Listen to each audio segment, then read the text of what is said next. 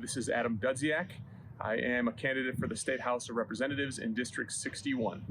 How did you get here? What's your life story that got you to this point? All right, Dan. Well, thanks for the question. Thanks for having me here today. I originally grew up in Garfield Heights, Ohio, obviously, which is south of here. I went to, private school, Catholic school from K to 12, and I went to college to become an educator. And I started my teaching career in Maple Heights, which is a school south of Cleveland. And then I got hired in Mentor as an administrator, and I've been there for the last 10 years. The one thing that I've always prided myself on is that, if I see something that needs fixed or changed, I like to think that if I don't do something about it, I think I need to set an example, and people might follow that. So in education, it's a frustrating game because, at times there's a lot of things that are being decided at the state level, and educators are not included in that. So I just figured this was a good opportunity for me to get involved and, fight for our public schools down in Columbus. Well, thank you. Now, one thing I like asking candidates is who their role model is in life. So who is your role model? There have been so many people in my life that have impacted me in a positive way. I guess I'd start off with my parents. We didn't have a ton of money when I was younger, and they basically made it feel like we had everything we needed. I come from a family of 7 kids. Me personally, I have 2. I have Tommy and Anna. They're the greatest, and it is very difficult to raise kids. Having 2, it's very difficult. So my parents, raised 7 without millions of dollars, and I still look up to them. I have no idea how they did it. And myself, along with my brothers and sisters, we've all gone on in our lives and tried to do some good things in this world. And, so both my mom and my dad are definitely my role models. I also have a brother, his name is Jeffrey, he has Down syndrome, and he's the happiest, just most content man I've ever known in my life. No matter how good or bad things are in my mind, he's always happy to see you. He always cheers you up. So my brother Jeffrey is probably one of the biggest role models that I have in my life. And just to see the things that he does to make people happy, I hope that I can even be a fraction of that in this world. Dogs or cats? Absolutely dogs. I'm not a big fan of cats. We actually have 2 dogs ourselves. We have a beagle. We have a chihuahua. So I'm a dog person for sure. Perfect. I know the cat people are probably mad right now, but I'm sorry. I can't give the political answer on that one. It's definitely dogs. So what is your ideal weekend? Okay, that's a good question too. An ideal weekend for me is kind of a mix between definitely family time. I also like to keep busy too. So spend some time with the family, get some things done around the house. For those who don't know, I really like to work with my hands. And some people might hate that kind of stuff, like putting up drywall, fixing some plumbing, things like that. But it really takes my mind off of everything else. So I really like to use my hands to do things. So, spend some time with the family, do some work around the house. We just did some landscaping in our yard this last weekend, which I really enjoy. And then lately, my family and I, especially the kids, since, again, we're all at home because of the pandemic situation, we do like a movie night every night. So we do popcorn. We just pick some kind of movie on Disney Plus or something like that, and all watch it together. But that's really it. Sometimes, I do like to travel, but, at times it's nice just to stay at home and relax. Thank you. If you found a genie, and genie granted you 3 wishes, you had to use them all today, you can't save any for later. Oh, man. Yeah. What are your 3 wishes? That is very, very difficult. Let's see here. And I don't want to go by the book. I want to from the heart here. Let's see, if I had 3 wishes, I would wish, let's just, probably start with the kids. Obviously our kids are the most important. So I would wish that my both kids can follow their passions in life and, obviously be successful in their own way, whatever that means to them, and make a difference, in the world.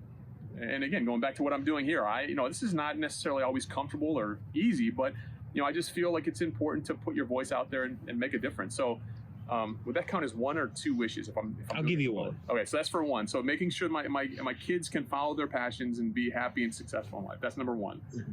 Number 2 is, how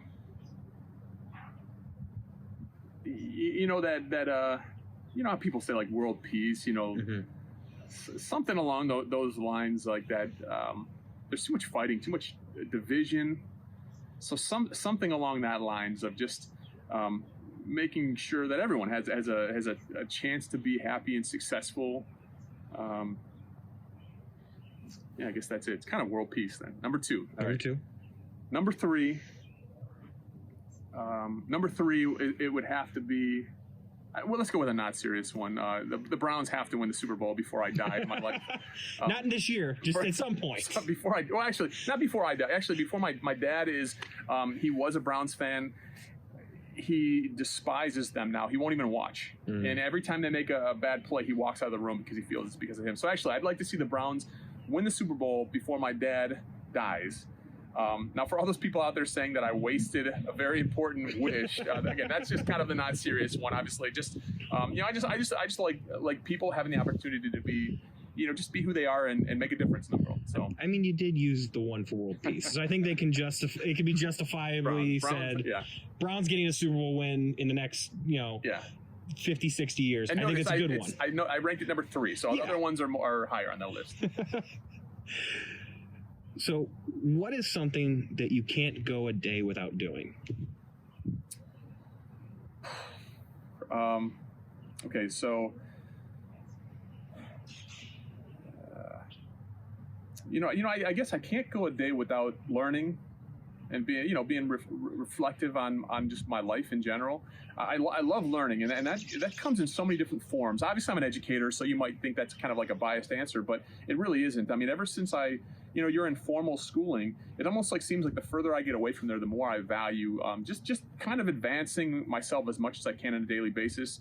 I love reading. A lot of times I don't have time to sit down with a book, but I use Audible. I actually, anywhere I go, instead of listening to music, I'm normally listening to some kind of an audio book.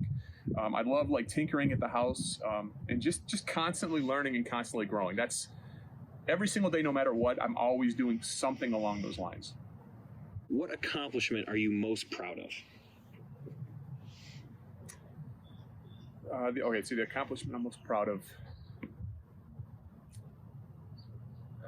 I guess it has to be the people my children are becoming. And again, my son's 8, my daughter's 6, and we're starting to see them go out in the community. They're not always right next to us, and you're starting to get these compliments that says, hey, your kids are so nice. They're so well behaved. And you couldn't be more proud of that. Again, I really wish that they're successful in life and they do something that they really have a passion for. But I really feel just like those morals, those ethics, those values, those are the things that I'm most proud of. Again, if my kids can become millionaires and, just do something like that or impact the world as the next president of the United States, that'd be awesome. Mm-hmm. But just having people say that they're these respectful people, you couldn't be more proud of that. Who is your favorite historical figure? Okay, my favorite historical figure. And there are so many. How do you narrow it down to one? Let's do this. I'm going to give you 2. I'm going to give you a current and then a past. Sure. You've answered all the questions incredibly well today. I'll give you an extra one. Thank you. All right, so let's start with just in general. I appreciate people who go against the grain.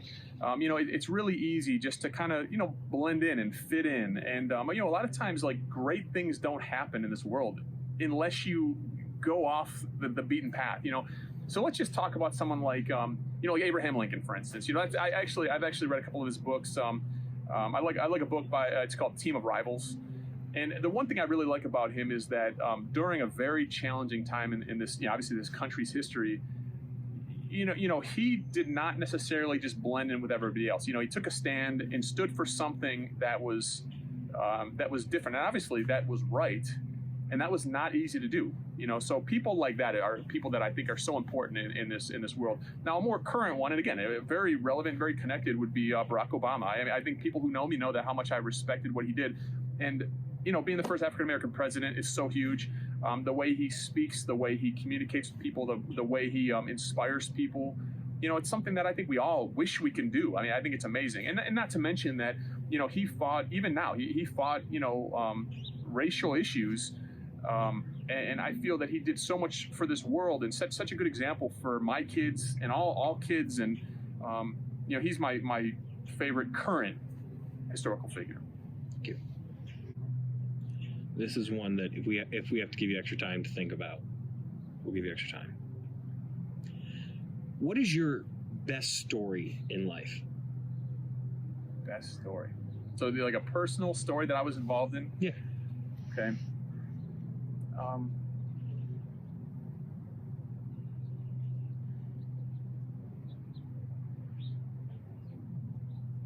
give you the time here, and then I'll.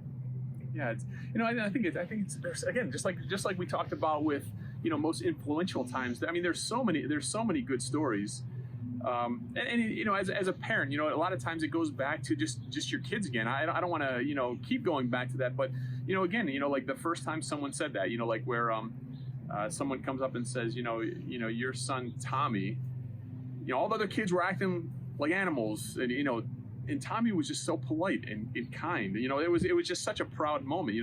My mind just goes right to there. Let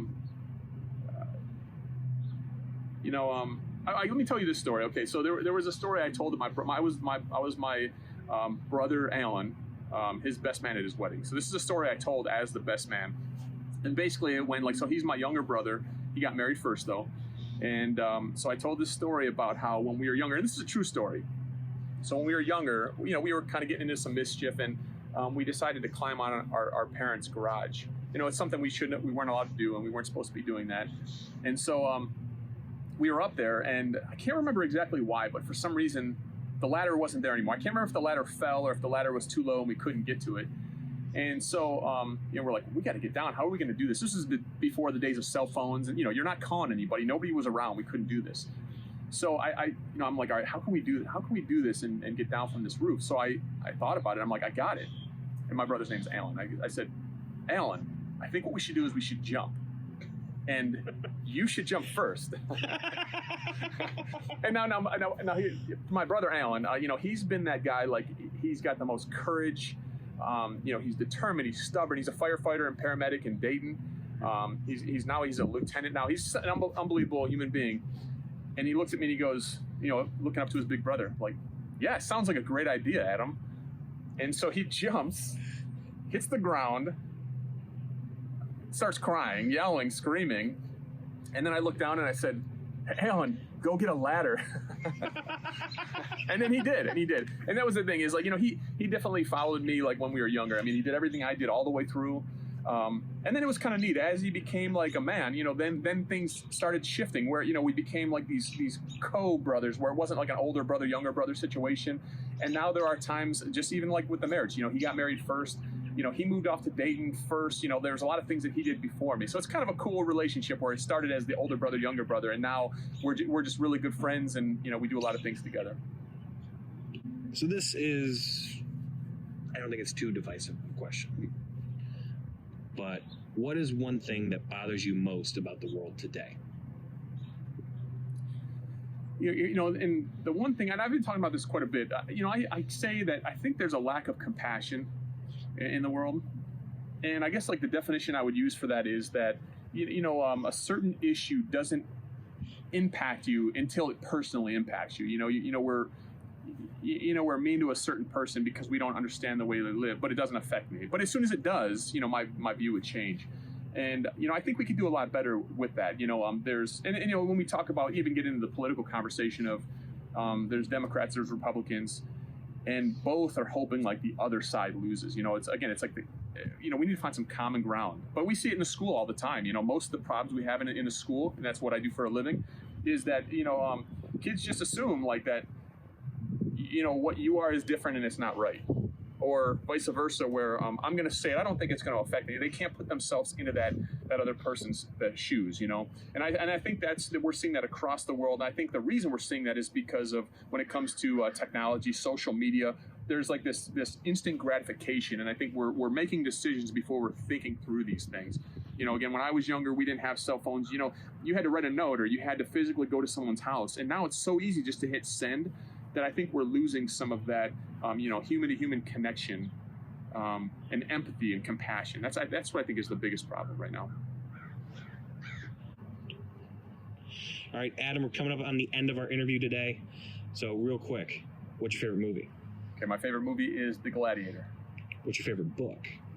I'm gonna say two. The first one it's a quick read. It's called The 4 Hour Work Week. Some of the ideas in the book are a little bit exaggerated, but the best part of the book is the beginning, that it talks about coming up with a personal kind of vision statement, the why. And a lot of us just make decisions and move on, and we're kind of like a boat without a rudder.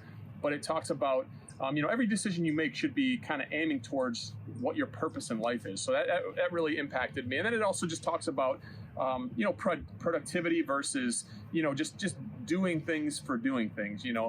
Are you just moving to say you're busy, or are you actually doing things that are being productive? That's my one book that I really like. And I've also been reading a lot of biography type books, or books about historical figures. I just read a book. It was called The 5 Presidents. And it was actually a really cool book. I can't remember the gentleman's name he was one of the Secret Service members. And it just kind of talks about all the different presidents that he served, and then, just the different things that were happening during each presidency. So again, 5 Presidents was a very good book that I just read recently. What is a skill that you wish you had? Singing and dancing, both. At weddings, I will dance. I do not dance well.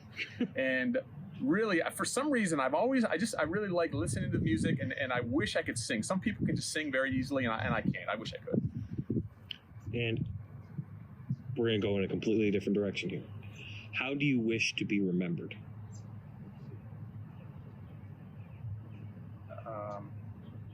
That's a deep question. And I think we've already talked about compassion, and just being someone who's followed their heart, followed their conscience. I think I retweeted something that Bernie Sanders said. It said, what's the one thing you'd want to be remembered for in your presidency or whatever when he was running? And he just said compassion. And that's what I want to be remembered for, is being compassionate. I want people to look at me and say, he didn't choose the easy way. He chose the right way all the time. That's what I'd like to be remembered for. Well, Adam, we are at the end of our interview. These are our last questions. They're very important questions to me. I think they're going to be very important questions once we get them out here. Mm-hmm. Are you ready? I'm ready. Let's do it. What is your favorite word? My favorite word is phenomenal. What is your least favorite word?